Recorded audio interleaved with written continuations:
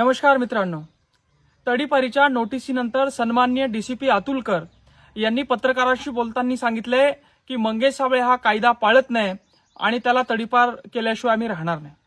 तुम्ही कुठला कायदा पाळताय? तुम्ही कुठला कायदा पाळलाय? IAS IPS लेवलचे वरिष्ठ लेवलचे तुम्ही अधिकारी आणि खोटे साक्षीदार घेऊन तुम्ही गुन्हे दाखल करतायत। एका सामान्य सरपंचाला तुम्ही तडीपार करतायत।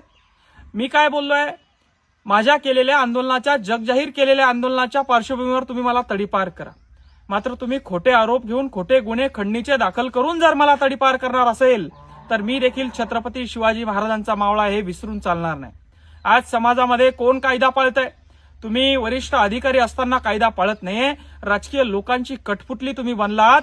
अरे राजकीय लोकांचा सोडा, राजकीय लोकांच्या अधिकाऱ्यांचं तुम्ही ऐकतायत। OSD सारख्या अधिकाऱ्यांचं तुम्ही ऐकतायत।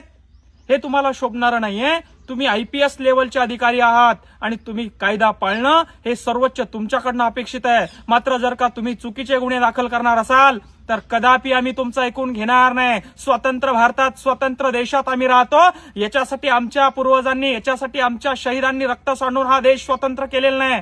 तुमची दादागिरी या ठिकाणी चालणार नाही। हा मंगेश साबळे जर का चुकत असेल तर त्याला शिक्षा द्या, मात्र चुकीचे गुन्हे जर का दाखल करत असेल तर आम्ही शांत बसणार नाही। काय चुकलं होतं माझं? कलेक्टर साहेबांना खाली या म्हणून बोललो मी। माझ्या वेदना तुम्हाला दिसल्या नाही, मात्र ओरडलेलं तुम्हाला माझं दिसलं। त्या CO मॅडमला मी गाडी अडवली, त्या CO मॅडमनी का माझ्यावर तक्रार दाखल केली नाही?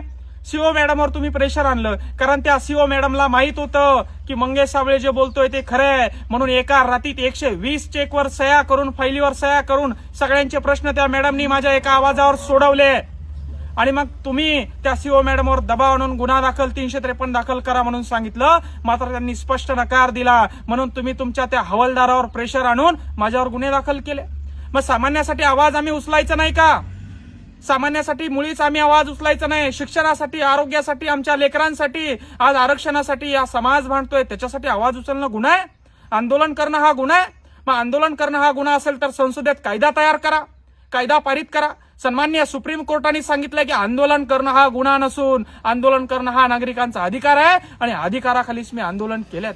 आणि माझ्या आंदोलनाने कुठं दहशत निर्माण झाली आहे? कुठं मी कोणाला खंडणी मागितली आहे? एकतरी ठेकेदार, एकतरी अधिकार समोर आणून सांगा मी खंडणी मागितली आहे म्हणून। तुम्हाला काही सापडत नाहीये। तुम्हाला राजकीय लोकांचं ऐकायचंय, तुम्हाला राजकीय नोकरदार वर्गाचं ऐकायचंय आणि आमच्यासारख्या प्रामाणिक काम करणाऱ्या शेतकऱ्याच्या पोरावर तुम्हाला तडीपारी दाखल करायची आहे। आम्ही तुमच्या डोळ्यात खुपतोय, आमच्यामुळे तुमचा भ्रष्टाचार बंद होतोय, आमच्यामुळे शहरात होणारे मर्डर, शहरात होणारे गुन्हेगारी, शहरात होणारे अवैध धंदे जगासमोर, जनतेसमोर येत आहे म्हणून तुमच्या डोळ्यात खुपतंय आणि म्हणून तुम्ही आमचाच काटा काढायला निघले। पण लक्षात ठेवा, एका मंगेश साबळेला संपवणार तर या महाराष्ट्रामध्ये 14,000 मंगेश साबळे या ग्रामपंचायतच्या सरपंचाच्या निमित्तानं मी उभे करणार। मी दजावणार नाही। मी छत्रपती शिवाजी महाराजांचा, डॉक्टर बाबासाहेब आंबेडकर यांना वाचलेला मावळा आहे। कायदा मी जाणतो, कायद्याचा आदर करणारा मी माणूस आहे। कधीही कायदा मानत नाही म्हणले तर मला जामीन झाल्यानंतर ज्या अटीवर जामीन दिले, दर रविवारी मी तुमच्या पोलीस स्टेशनला हजेरी लावत नाही का? दर रविवारी येतो तुमच्या पोलीस स्टेशनला हजेरी लावतो, याला कायदा पाळणं नाही म्हणता तर काय म्हणता?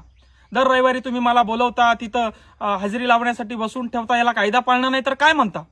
आणि कायदा पाळला नाही मी? कायदा तुम्ही पाळत नाहीये, कायदा तुम्ही हातात घेतलाय आणि तो खाली पडू नये म्हणून आमच्यासारखे तरुण आता जागा होणार आहे। डीसीपी अतुलकर सर यांना माझं सांगणं आहे, तुम्ही सूडबुद्धीनं कितीही कारवाई केली, तुम्ही मला काय काय बोलले, काय काय शिव्या दिल्या ते मी ऐकून घेतलं, कारण मी चुकलेलो होतो त्यावेळी मी आंदोलन केलेलं होतं। मात्र आता मी चुकलेलो नाहीये। खोटे साक्षीदार उभे करून तुम्ही जर का माझं मुंडकं मोडण्याचं काम करणार असेल तर माझी मान छाटली तरी सुद्धा मी मागं हटणार नाही। जय जवान, जय किसान।